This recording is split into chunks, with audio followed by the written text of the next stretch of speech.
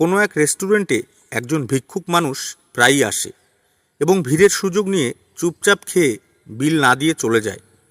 একদিন রেস্টুরেন্টে যখন সে ভিক্ষুক খাচ্ছিল, তখন এক ব্যক্তি রেস্টুরেন্টের মালিককে গিয়ে বলল, ওই যে লোকটা খাচ্ছে, সে ভিড়ের সুযোগ নিয়ে বিল না দিয়েই চলে যাবে, দেখবেন। তার কথা শুনে রেস্টুরেন্টের মালিক হেসে বললেন, কেবল আপনিই নন, আরও অনেকেই ওই লোকটার ব্যাপারে আমাকে অভিযোগ করেছে। তবুও আমি জেনে শুনে দেখেও না দেখার ভান করে কখনো তাকে বাধা দেইনি, কারণ আমি মনে করি আমার রেস্টুরেন্টের ভিড় এই লোকটার জন্যই হয়। সে যখন ক্ষুধার্ত থাকে তখন আমার রেস্টুরেন্টের আশেপাশে অবস্থান করে এবং স্রষ্টার কাছে দোয়া চায় যে আমার দোকানে ভিড় যেন অনেক বেশি হয় এবং এই ভিড়ের সুযোগেই সে খেতে পারে। এজন্য অহংকার করতে নেই যে আমি কাউকে খাওয়াচ্ছি, বরং এটাও হতে পারে যে আমি কারো ভাগেরটা খাচ্ছি।